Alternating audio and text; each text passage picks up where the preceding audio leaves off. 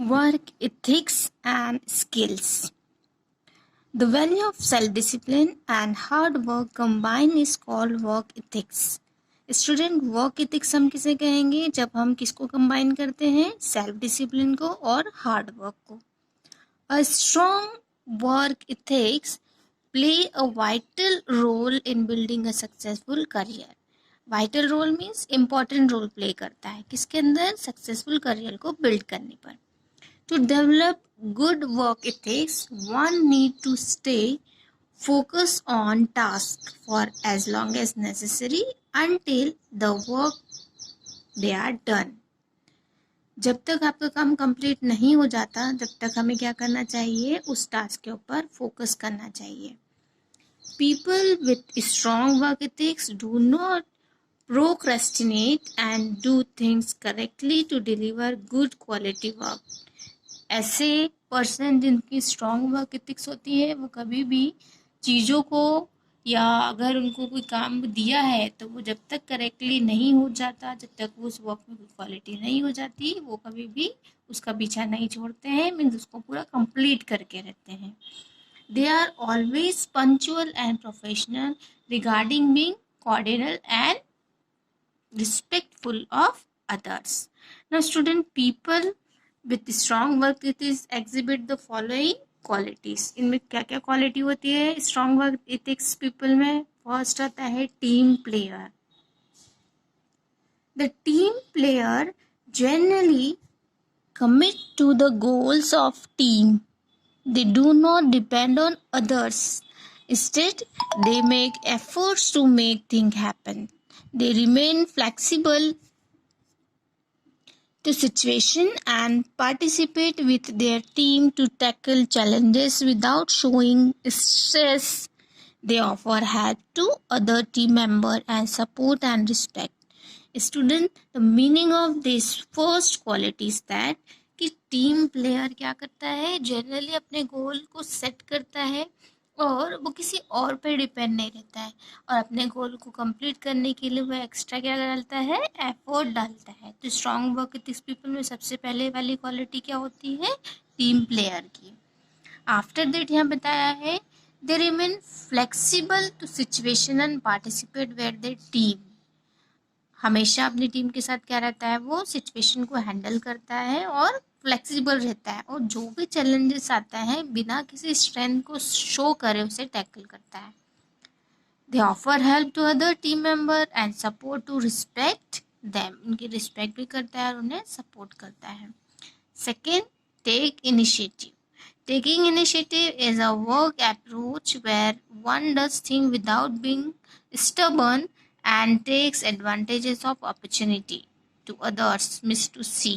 Means अगर आप opportunity लोगे ही नहीं तो आपको कैसे पता चलेगा कि आप इसमें अपॉर्चुनिटी को कंप्लीट करने में हो या नहीं हो, आप उसे कर पाओगे या नहीं कर पाओगे.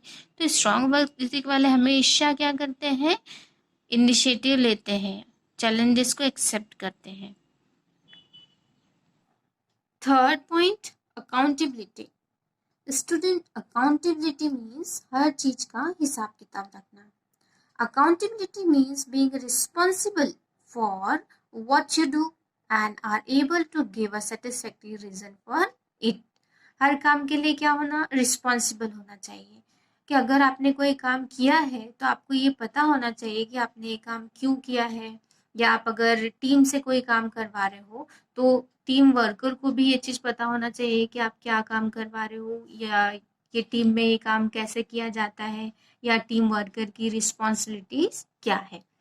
To be accountable to a team, one needs to be clear what they need to do, work on that things and update the team when it is done.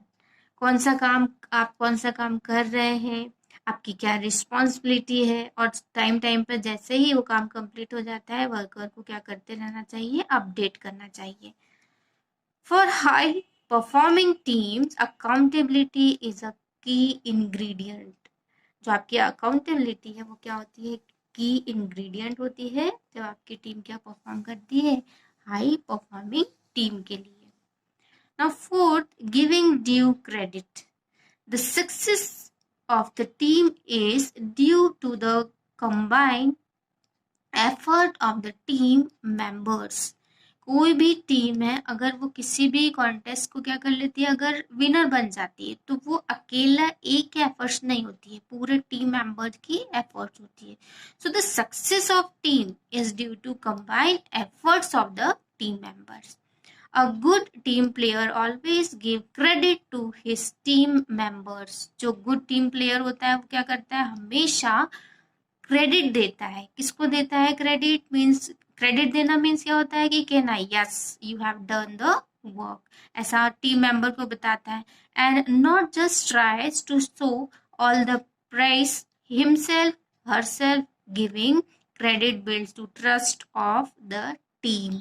अपनी टीम को क्रेडिट देना, उस पर विश्वास करना, क्योंकि जहां अगर टीम एक साथ वर्क करेगी तो आपका निश्चित ही किसी भी कॉन्टेस्ट को जीतना पॉसिबल होता है. बजाय इसके कि आप किसी भी टीम मेंबर को क्रेडिट ना दो, सारा क्रेडिट खुद ही ले लो, इसके जगह जो स्ट्रॉन्ग वर्क एथिक्स वाले होते हैं वो अपनी टीम मेंबर्स को क्रेडिट देते हैं.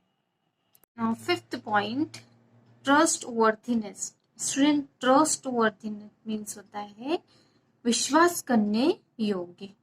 It is a crucial component of emotional intelligence. ये बहुत ही इंपॉर्टेंट पार्ट होता है किसका? इमोशनल इंटेलिजेंस का.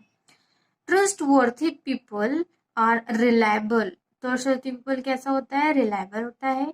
If they say they will do something then they will do so. अगर ट्रस्टवर्थीनेस पीपल कहता है कि अगर वो किसी काम को कर लेगा तो फिर वो उसी काम को करके ही बताएगा.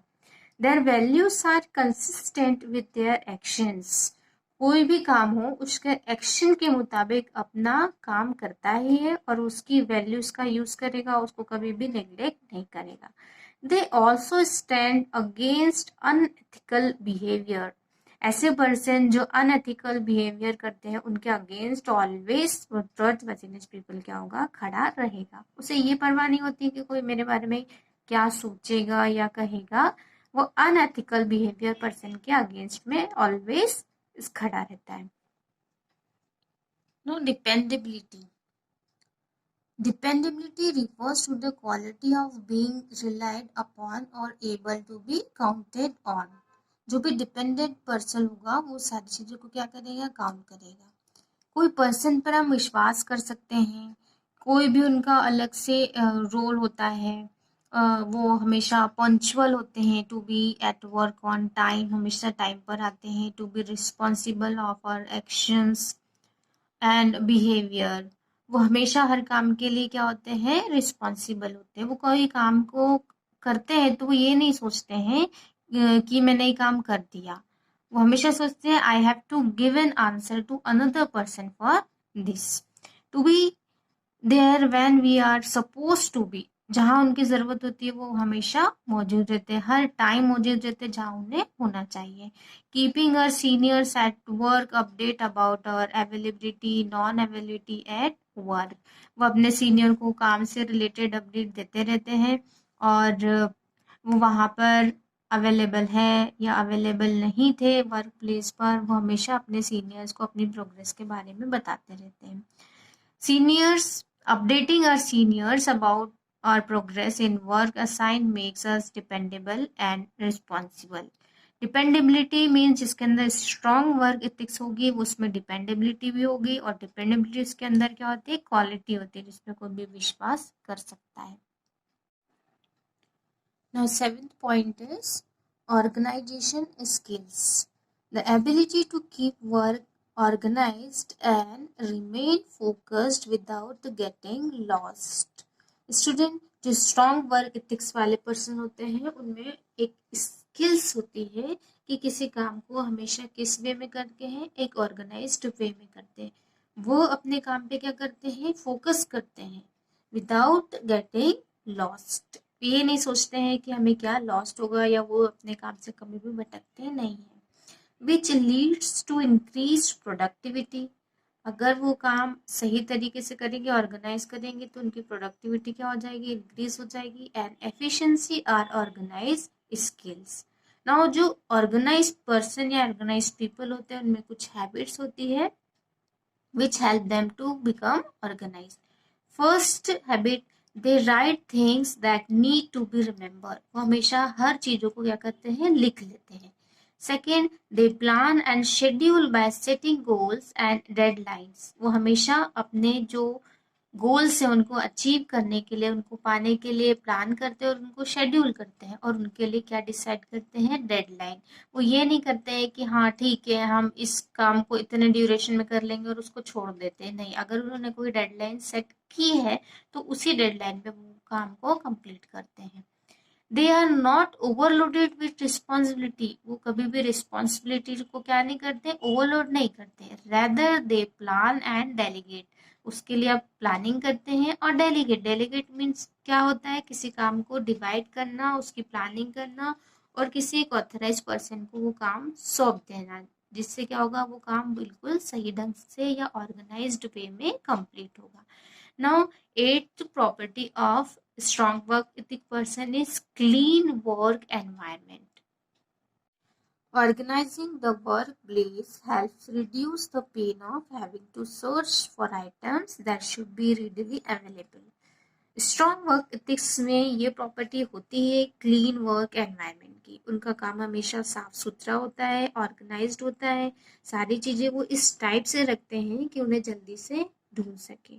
फॉर एग्जाम्पल, अगर हम देखें कि कोई स्टूडेंट मैथ्स पढ़ने के लिए बैठा है और उसने साइड में सारी चीज़ें फैला के रखी, सारी बुक्स, पेपर, नोट्स, तो अगर उससे किसी काम को या किसी सम्स को सर्च करना है तो उससे काफ़ी टाइम लग जाएगा.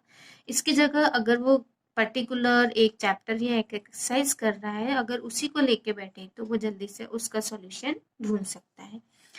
Designating a specific place for different types of paper and tools.